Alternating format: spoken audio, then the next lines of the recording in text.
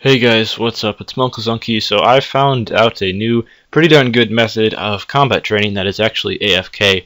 So for those of you who have not seen my previous guide on an AFK combat training where I showed you how to use the Revolution ability on the Black Demons, where you can just pretty much not pay attention to the screen at all and get about 250k range or magic per hour, I found another place which is also about 250k range or magic per hour.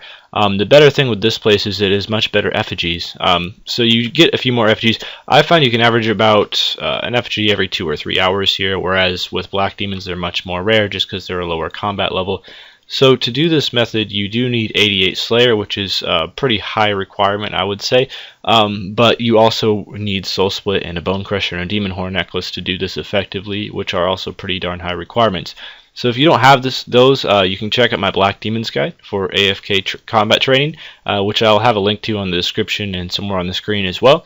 But if you want to try out a different spot, or if you sound like this sounds a little bit better to you, I personally enjoy this method of AFK training a lot more than Black Demons, but that's just me.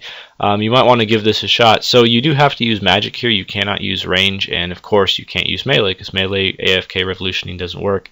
But you just want to make sure that you are in Revolution. Then you come down to the Grifolapines spot here. And if there are any Grifolapines that are off in the distance and not very close to the others, you just want to kill those really quick.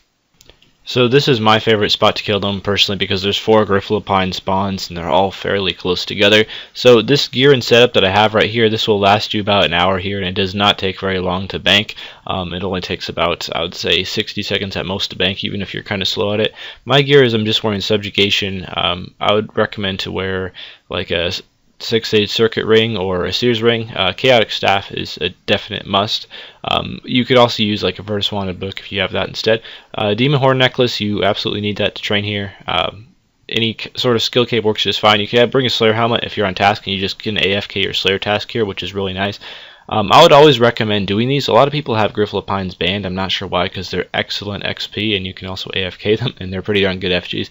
If you have the Vampirism Ore, make sure to bring that. And if you do have a Vampirism Ore, you won't need any food, but mine is currently recharging. And then I have a Unicorn because you do take a lot of damage here, and Soul Split can't heal it all back on its own. So you are going to either need like a Unicorn or the Vampirism Ore to heal some of it back. I brought food for maybe some lower levels that might not have a Unicorn. But yeah, this setup can last you about an hour. So you just want to kill any of the outlying Grifolapines which are not close to the other ones. You want to make sure that they're dead because that can mess up your killing. And then as soon as that happens, just make sure that you have the chain ability on your action bar in one of the first 2 slots. I like to keep rack as the first slot and chain as the second. And then you just attack them, make sure Soul Split is on, and AFK away, and it's quite easy because the chain ability has a really long range, so it can hit all the Grifolapines, and also you want to make sure that your auto retaliate is on, and then your character will just automatically attack the Grifolapines as he gets attacked. The main things that damage you while doing this method is there are some infested axes that can fly around, and the infested axes hit very hard with their, I'm not sure what it's called, but like their polypore damage. When they come close to you, those green hit splats, the infested axes hit like 300 with those green splats, so those are like the main things that damage you and the main things that you gotta watch out for. But if none of those come along for a while, you should be pretty good. So as you can see right now, I haven't even had to click yet since attacking that first Grifolapine, and I've just been completely AFK. So I absolutely love this method myself. It's a really great way of just doing a Slayer task without having to pay any attention at all. And every once in a while you can get messed up. I'm on a very low spawning world myself. What I would recommend for you to do is go on a high spawning world so the Grifolapines spawn more often, so what just happened to me won't happen to you as often. Just make sure to check the screen like once every, I would say, couple minutes, just in case you didn't hit a certain Grifolapine spawn with your chain ability and you have to redo it, but you should be good for the most part just because it has a really long range.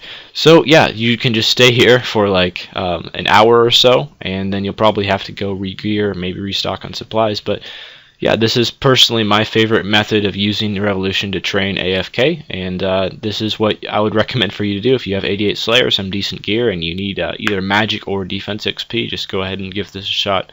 Anyway, that's all for this video. Thanks for watching. Hopefully it helped, and farewell.